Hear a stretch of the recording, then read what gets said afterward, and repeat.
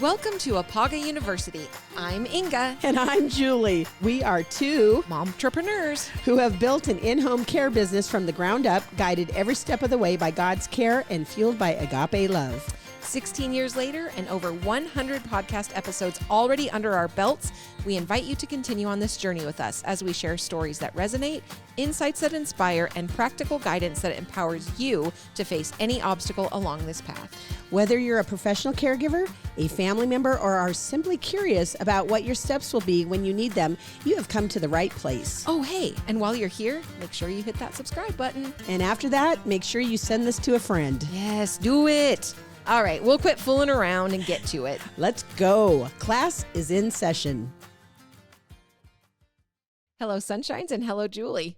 Good morning. We're not quite as peppy in the afternoon. I mean, let's be honest. Well, it's ironic because I just said good morning and you said afternoon. So yeah, I don't even know if we're coming or going. I just know that I'm triggered and I just have to share it because I can't not. And everyone has to know. Just had the car detailed, went to get lunch at the stop sign. And I know I respect the pedestrian, man, but pedestrians have to be good too, right? You have to be a little cautious. Shouldn't they have to follow the rules too? Like, don't just step out in front of me. So I have to slam on my brakes. And now my French fries are all over my freshly cleaned car. It's a real problem. I am so sorry. Actually, if you put it into perspective, it's not a problem at all. So I'm grateful that I could even go buy lunch. Or that you didn't hit her. Also that. Yes, that's the most thing I'm grateful for. I'm very grateful that I did not run over the pedestrian. Then I'm grateful that I could buy lunch. Yes. And then I'm grateful that what was left over, there was enough of to fill us all up. So really, it was a positive. And I am grateful for that as well. It was a great experience. The only thing I'm not grateful for is getting honked at. Because you stopped or I what? guess. I don't know. I'm not sure. Oh, that's so annoying. Very much so. Anyway. Yeah. That's my troubles. So that's why I look frazzled. I mean, that's the reason today. I usually look frazzled, but frizzled that's and today. frazzled. Yes. So you are correct in saying that it is a good thing I did not hit the pedestrian. Yeah. Pedestrians, though, please don't just step out in front of a car. Please don't. Pay attention, Please people. don't. Anyway, I don't want to ever have to hit you because you stepped in front of me. Thank God for good brakes. I actually have something that just came through my social media like half an hour ago. And I was like, I'm podcasting that. And then you said the word. So now I have to share it right now. Okay, do it. Recently, I learned about a term called a glimmer, which is the opposite of a trigger. Oh, glimmers are any moments in your day that bring you joy, happiness, peace, gratitude, or love, making you feel good. The more you look out for them, the more you'll notice and the fewer triggers you'll encounter. We tend to see what we actively seek. this is true.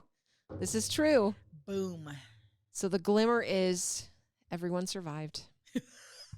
Yeah. No, glimmer. I'm going to use that. It's a good one. Yeah. I don't honestly really like triggered a lot. Yeah. It's sort of like overused at this point, sort of like drama used to be. But so I like that glimmer. Yep. That's my new one. I thought that was a good one. Yes. The opposite of the trigger. Yeah. Coolio. Bad deal. All right. Well, let's see. Let's verse. Shall we verse? Let's verse. Okay. This is James chapter 1, verses 2-4. It says, "Count it all joy, my brothers, when you meet the trials of various kinds, for you know that the testing of your faith produces steadfastness. And let steadfastness have its full effect, that you may be perfect and complete, lacking in nothing." That's awesome. That's a good one. Count it all joy. Yep. It's got to all be glimmers. Yeah. And that, actually that verse, I really am in a personal quandary with it because I'm trying to be more proactive in praying about things before I react. And Yes. I know I've talked about that before, but it is a thing because I am a fixer. And if there's a problem, I'm going to jump right into it. Yep. And even when bad stuff happens, you're supposed to first pray about it, but then you're always supposed to understand that there's a reason that God put you in that place. Yeah. Yes. And so the topic today is about a medical condition that really a lot of people struggle with. And they're still supposed to find joy and to also just understand that there is a reason that this is in their lives. Sometimes I don't know that we can figure it out why. Yeah. Yeah. And so those are those tough challenges that you're put into that you're supposed to learn. Yeah. And so that's what that verse reminded me of. I love that. Yeah. I had an experience years and years and years and years ago where myself and my roommate, we got hit by a drunk driver. It ended up fracturing my back in 2 places, and always through the entire thing, and even through life, because I still have a lot of residual effects from it. I've always stopped to say, never ever felt like, why me? Why me? Why did this happen to me? And I've always looked at it like, you know what? There was a reason that it was me and Leslie, because if it hadn't have been us, he probably would have killed someone else. Oh my goodness. You know what I'm saying? I just know that with everything in me. I know that there was a reason it was us and not somebody else. Yeah. Wow. Yeah. So anyway, I love that. And true. You've got to find the reason behind where you are and what's happening. So yes. Well, talk to me about your good news story. My good news story. So it's talking about chickadees, and I love chickadees. When they're at my house, I go out there and I try to talk to them, and they look at me like, you crazy lady. But I'll go, hey, chickadee, dee, dee, dee, dee.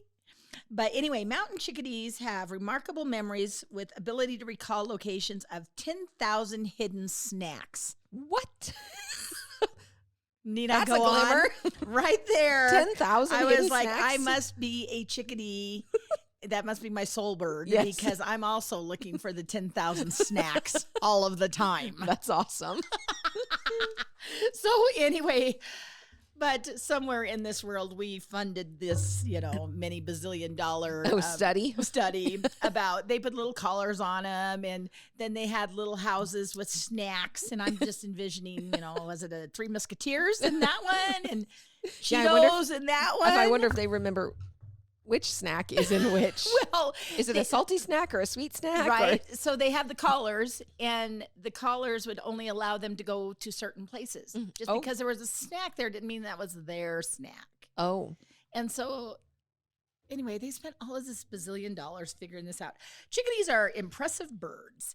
Their spatial memory is much more developed than many other birds that don't have this strategy to survive cold winters, because they have to get a little bit creative in survival, right? Yeah. But anyway, each feeder has a gate with a radio frequency reader that can detect a tag researchers put on the chickadees. And the team then programmed each gate to only open to certain birds. So the chickadees had to remember the location of the feeders that would open for them specifically. Wow. So anyway, they figured it out. It was like 10,000 places for snacks. Wow. But I do love my snacks too. Yeah. Yeah. Along with maybe somebody should chickadees. Pay us to do a study and hide a bunch of snacks, and then we could just go find them. Oh yeah, that's no problem. It's like hunting for Easter eggs. Speaking of Easter candy. Yes. I have got to hide any of it. Well, Halloween candy too, but anything. My husband, I don't know how, but he is like a chickadee because he can find that stuff. But I did hide the almond roca for a good long time. Oh yeah. And then once he found it, it was gone. Gonzo. Yeah. Huh. That's funny. Nice. When Bailey was little, like way little, and back when I was a pretty good mom, I had her in these music classes, and there was a song about chickadees. Oh, and just how you said it, that was how you sang it. So, cute. Anyway, I won't subject everybody to it, but it's fun. I love it. Well, my story is actually about 2 shelter dogs in Texas. Rock is the brother, Jade is the sister. These dogs were actually found on the street in Fort Worth, Texas. They're German Shepherd mix crosses. Anyway, they're found on the street. They're in bad shape. They get taken to a shelter.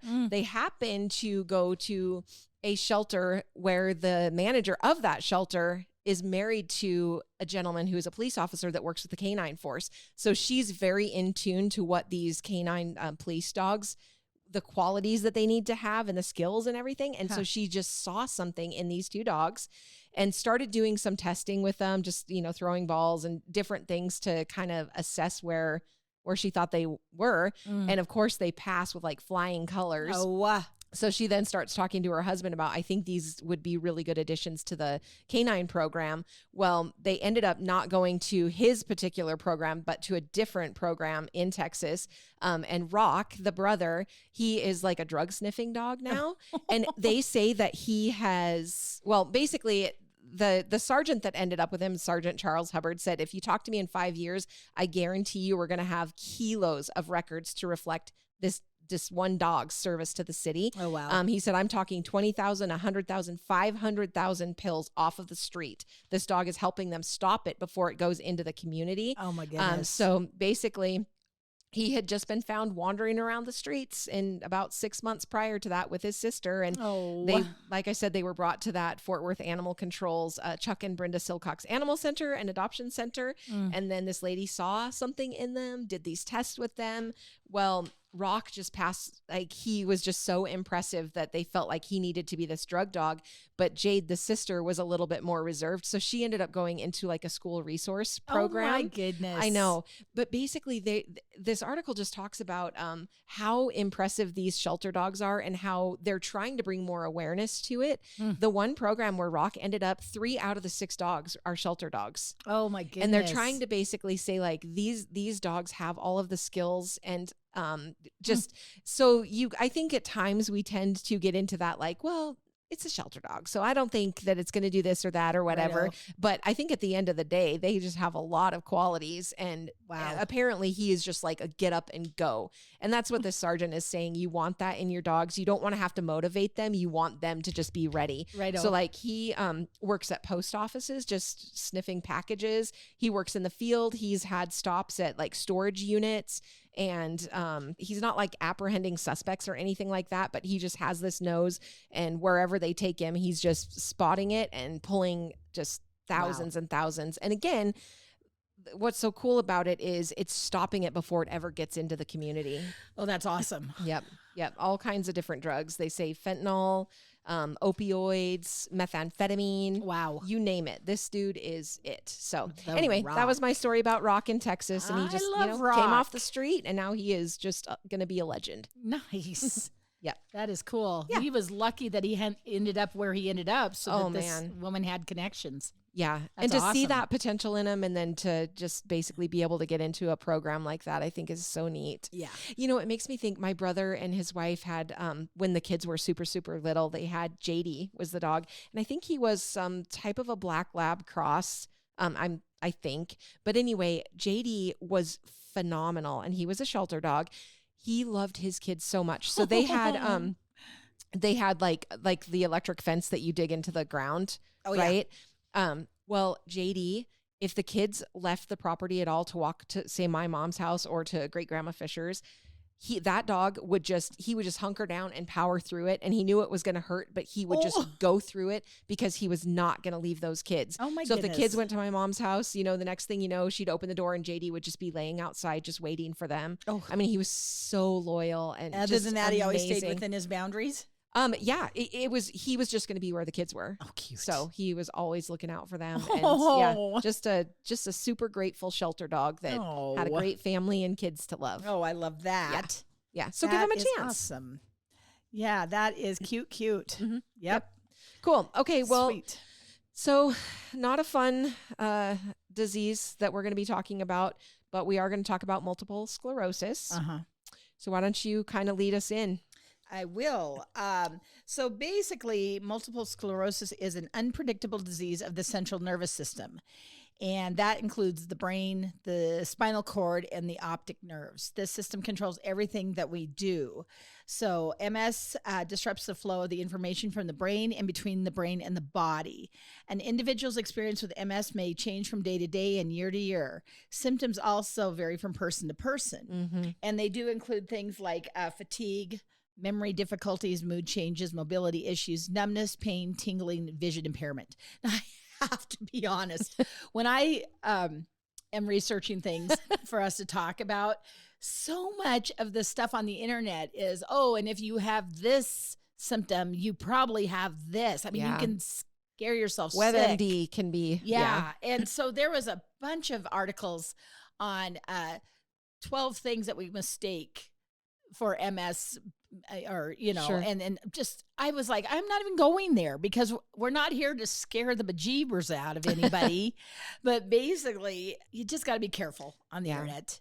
It's just, well, it's yeah, just a because lot. if I read just those, I I would say, well, I definitely have MS, right? I know, fatigue every day. Yes, memory difficulties every day, mood changes every minute. Yes. Mobility issues. No, I'm good there. Well, except when I'm trying to get over the fences at my house. Numbness, pain, tingling, vision. I mean, you can I'm cross-eyed every day. Make yourself crazy. Yeah. So I just caution on that. Right. But these are the big ones. And it can affect different areas of the body. Symptoms depend on where inflammation and damage are occurring at any specific time. So what happens is in MS, the immune system attacks the protective sheath, which is the myelin, that covers the nerve fibers and causes communication problems between your brain and the rest of your body. Eventually, the disease can cause permanent changes, damage, or deterioration of the nerve fibers. Wow. Is MS considered an autoimmune then? I would think so. Right, because it's yourself attacking yourself. Yeah. Right. Yeah. Yeah, your immune system. And we've actually had several clients with this disease. Yes. And the biggest thing is the mobility for them because they can't move themselves and it's very hard for us to help them. Right. And I remember one of our special ladies, she actually was lucky enough to get one of those like a track system. The track system in the house where she could be put into a sling from her bed that would take her down and do a left and a right, and then she'd be at the potty. And I remember her toilet was also very specialized, that they actually had the toilet that would actually get her on it, but then it would also lift her up. Right.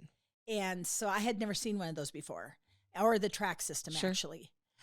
But it just was really hard to watch her decline because she had been dealing with it for many, many years prior to us being involved. And then at some point she just decided she could not live independently any longer, which was just a shame. But she also knew that it was time to make some big decisions and changes. Well, the blessing in it, or the glimmer, is that there are so many DME options out there as you progress through the disease and things change and you have a higher level of need. Yeah. Yeah. I have a gal that I went to school with in high school, and I just pretty recently got hooked up with her through Facebook, and I hadn't realized that she's actually working with the disease and she's been living with it for a long time. Yeah.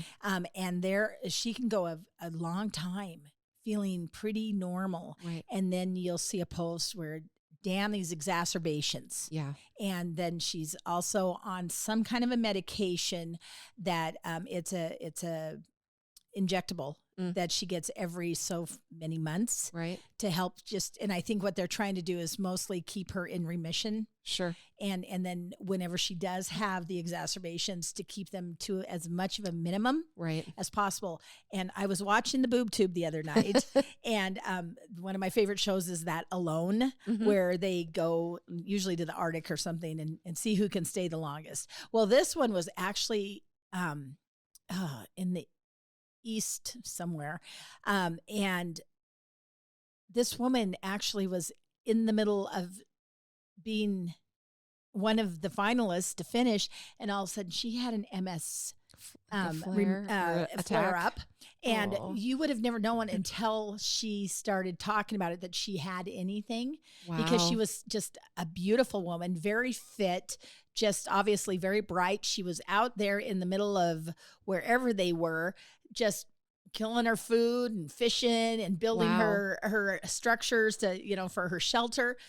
And then all of a sudden she had this flare up, and she just knew at that point she had to tap out because her legs quit. Yeah. And she was like, well, I can't sit here and feed myself if I can't move my feet. Yeah. So she was very sad. It was really sad, but truly, until she had that, nobody had any idea that was a disease that she was fighting. How inspirational for her. I got to tell you, I was sitting on like a bump on a log, probably eating popcorn, going, finding your snacks. Well, that's really really there are eye-opening for me. Some people that are just absolutely amazing with what life deals them and how they handle it. Exactly right. And they just don't give up and they keep going Yeah. and don't let it get you down, Yeah. basically. So, Nope. yeah, they do say that signs and symptoms of MS vary widely between patients and depend on the location and severity of the nerve fiber damage in the central nervous system. So some people with severe MS may lose the ability to walk independently or ambulate at all, like you were saying. Others may experience long periods of remission without any new symptoms, and that's going to be depending on the type of MS that they have. Sadly, there is no cure for MS. However, there are treatments to help speed the recovery from attacks, modify the course of the disease, and manage symptoms. So, and I would imagine that it's probably a heavily researched thing that they're always trying to find new. Yeah. The other thing that you see besides all of the, if you have this, you must have that. When I was researching multiple sclerosis, it was unbelievable. All of the medications that were available, because in this one, they are, just like everything, they're just researching the heck out of it. And they do have a lot of treatments, not to make it better, but to help it be as tolerable as possible. Yeah, just try to manage it. Yeah.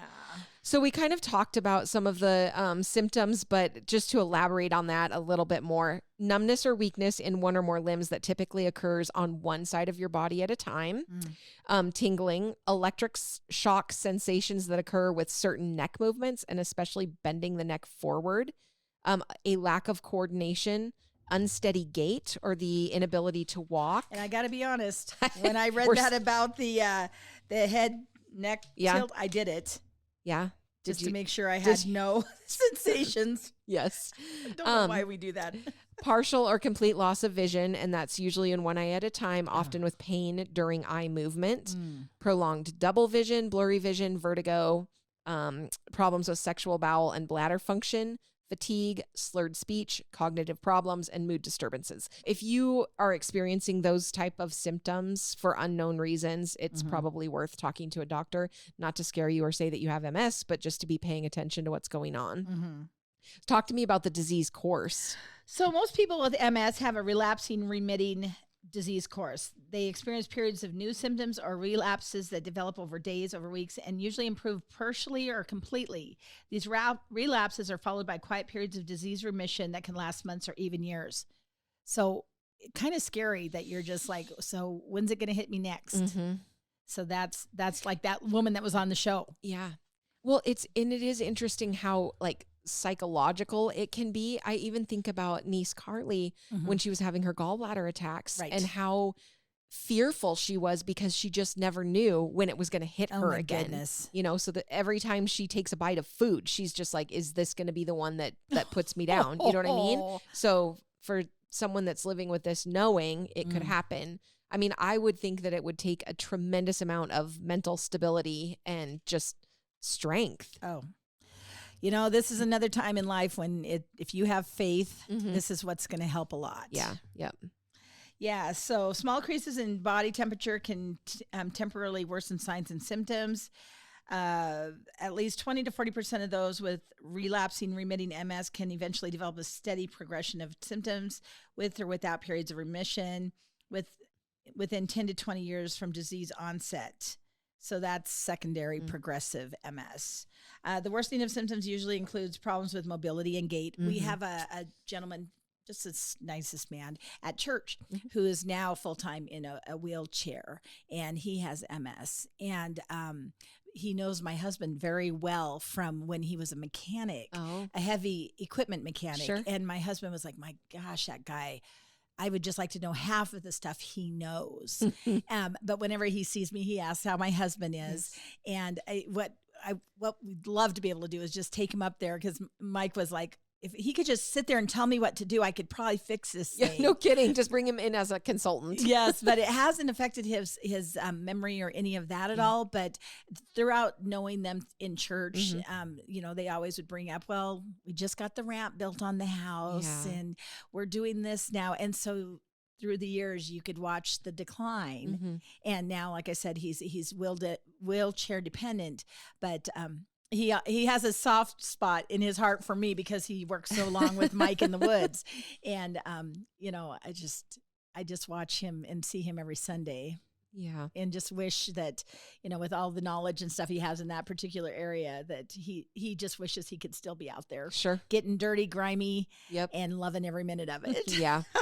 Well, I think it's hard. And a lot of the people that we have taken care of with MS, yes, there are bad days where, maybe the brain's not functioning at its best. But for the most part, especially the lady with the track system, very, very bright, very aware of everything that was going on. And so to have your body quit you, in a sense, has got to be really, really tough. That's that age-old thing. Is it, do you want to have a fit body, but then your mind goes? Or do you want to keep your mind and know that your body is going? Yeah. Neither. Don't know. I would like neither. if we're, placing our orders. Right. Yeah. Okay. So causes. The cause of multiple sclerosis is unknown. It's considered an immune mediated disease in which the body's immune system attacks its own tissues. Just like you said. Yep. In the case of MS, this immune system malfunction destroys the fatty substance that coats and protects nerve fibers in the brain and spinal cord. It is just vicious, not nice at all. Okay, so the myelin can be compared to the insulation coating on electrical wires. When the protective myelin is damaged and the nerve fiber is exposed, the messages that travel along the nerve fiber may be slowed or blocked. It isn't clear why MS develops in some people and not others. A combination of genetics and environmental factors appear to be responsible. Yeah. We do have some in our family. My grandfather ended up with it, and then one of his daughters. Oh, wow. Has it. I didn't know that. Yeah. That I know of, we don't have any in our family. But yeah, so risk factors. Age is a risk factor. It can occur at any age, but onset usually occurs around 20 and 40 years of age. That's really interesting. Is it 20 and then 40? Anyway. Sex, women are 2 to 3 times as likely as men to have MS. Family history, if one of your parents or siblings has had MS, you're at higher risk. Certain infections, a variety of viruses have been linked to MS, including Epstein-Barr, the virus that causes infectious mononucleosis. Yeah, that's too bad. Race, white people, particularly those of Northern European descent, are at the highest risk of developing MS. The climate, MS is far more common in countries with temperate climates, including Canada and the northern United States, New Zealand, southeastern Australia, and Europe. Isn't that interesting? Also, your birth month may affect the chances of developing multiple sclerosis. Now, I've never heard of that before. It says that exposure to the sun when a mother is pregnant seems to decrease later development of multiple sclerosis. Oh. That is crazy. How do you figure that out? Jeez, well, if they can figure out chickadees and 10,000 snacks, they can figure this out. Right. Vitamin D, having low levels of vitamin D and low exposure to sunlight is associated with a greater risk of MS. Wow. Genetics, of course. Obesity, certain other autoimmune diseases. So you have a slightly higher risk of developing MS if you have other autoimmune disorders, things such as thyroid disease, anemia, psoriasis, type 1 diabetes, and inflammatory bowel disease. Smoking is usually connected with lots of bad things. So what else? Yeah. Yes. Wow. So complications, they're going to develop muscle stiffness or spasms, severe weakness or paralysis, typically in the legs. Problems with your bladder and bowel, cognitive problems like forgetfulness or word finding difficulties, depression, anxiety, mood swings, and sometimes seizures, but that's not very often. Yeah. So the big thing here that was said over and over again is people with MS manage best when they have the understanding and support of the people around them, from doctors and employers to family members and friends. And I just love that. Yeah. I think that's pretty much everything in life, honestly. If you can feel supported, not feel alone, it changes everything. Yeah. The whole dynamic. Good mindset. Treatments, there are about 20 different disease-modifying therapies that have been approved by the Food and Drug Administration to treat the different types of MS. But more treatments are available for relapsing forms of MS than the primary progressive MS. So once again, you just got to find the one that's going to help you with whatever your specific kind of MS get a good doctor is. on board, and then hopefully they're going to know how to help you set up that treatment slow it plan, down, or at least mitigate some of your problems. Yeah. So Yeah. So MS is pretty mean. yeah, So not nice. It's not at a nice all. one at all, but No. yeah. Yeah. Anyway, well, geez, what a bummer, Julie. I know. That was a hard one. Yeah. I do actually have several different diseases that we will be talking about throughout the next several podcasts of very specific ones. And the unfortunate thing is a lot of these we have dealt with here Yes. in our years of home care. Mhm. And I was like, let's talk about each of these. Yep. And see how everybody is on that. Mhm. So It's good information for sure. I did read a letter from a caregiving magazine of a gentleman who actually married a woman that then had MS. And it talked about how when they were supposed to go on their honeymoon, she had a big time exacerbation. And though life did not take them where they thought they were going, they still had a really good. Maybe it took them somewhere better. Right. And once again, that's all back to what we were talking about earlier is we think we're in control and we think we have a plan. Yeah. Yeah.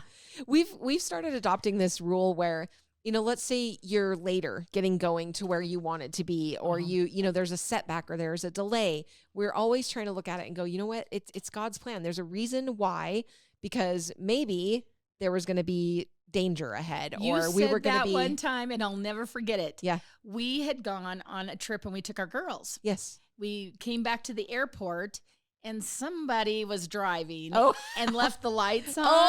Oh, yeah. And I was just like, I just want to get home now, and dang it this and damn it that, and just mad. And you just said, hey, obviously we weren't supposed to be on the road at that time because obviously something was going to happen bad. Yes. And you were just, and it was a delay of however long AAA Yep. came or whatever it Yeah. was. And you were just like, we're good. And I was just mad and cranky. And then you said that and I was like, oh, okay. Yeah. All right. I guess it isn't such a big deal. Yep. Not so much. Not so much. If you Right. could just be like, there's a reason. Yep. Cool. Yep. Well, what are we learning about today? Oh, what is hip? Ooh. This Hip. is the words from like way back when. The and 60s. It's Yeah. the 60s, but then what do they mean now? Well, let me see. Well, yes.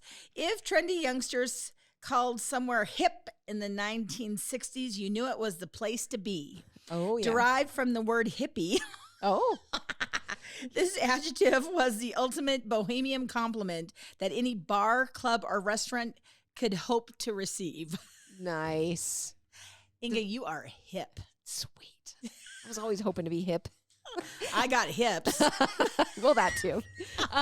What does kids still say that? No. No, I don't hear it very I much. had quite a list of all these from the 60s, and I have to laugh because I'm like, Some of the words that they use now and the way, the meaning on how they use them, I'm just like, that is just crazy to me, but Right. awesome. Well, that is fantastic. it's Thank actually you. quite hip. It is very hip. All right. Peace out, Girl Scouts. Have a good day. The Caregiven name is a registered trademark of the Veritrust Health Incorporated Company. IPAGA is not connected to, affiliated with, or endorsed by Veritrust or any of its affiliates.